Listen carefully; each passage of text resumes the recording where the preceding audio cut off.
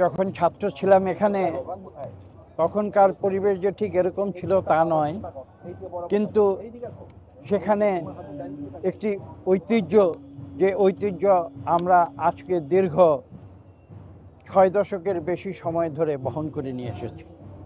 এবং আজকে আমরা এখানে এসে দাঁড়িয়েছি সেই স্মৃতি চারণ করার জন্য। আমরা দেখেছি স্কুলটির সৃষ্টি হয়েছিল একটি বিশেষ উদ্দেশ্য নিয়ে। আজকের প্রজন্ম একটি শব্দ জানে, নতুন একটি স্কুল হয়েছে, ল্যাবরেটরি স্কুল বলা বাহুল্য। এই স্কুলটি কিন্তু যখন প্রতিষ্ঠিত হয়েছিল আজকে থেকে 120 বছর আগে, তখন কিন্তু সেদিনে সেই ল্যাবরেটরি স্কুল হিসাবে এই স্কুলটি প্রতিষ্ঠিত হয়েছিল। কিসের ল্যাবরেটরি? এখানে শিক্ষকদের ল্যাবরেটরি হিসাবে। এবং শিক্ষকেরা এখানে প্রশিক্ষণ নিতেন। শিক্ষকদের প্রশিক্ষণ নিয়ে তখনকার দিনে সারা দেশে তাদের ছড়িয়ে দেওয়া হতো সঠিক ছাত্র গড়ে তোলার জন্য।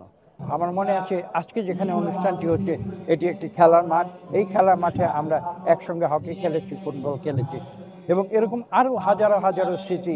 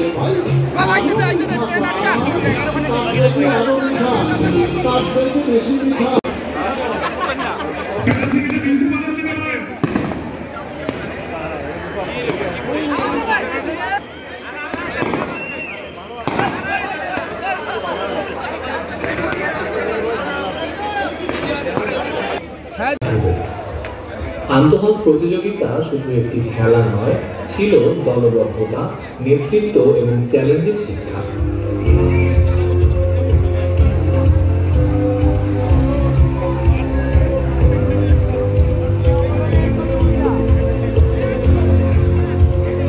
বাংলাদেশের হকির সূতিকাগার বলা হয় এই বিদ্যালয়কে।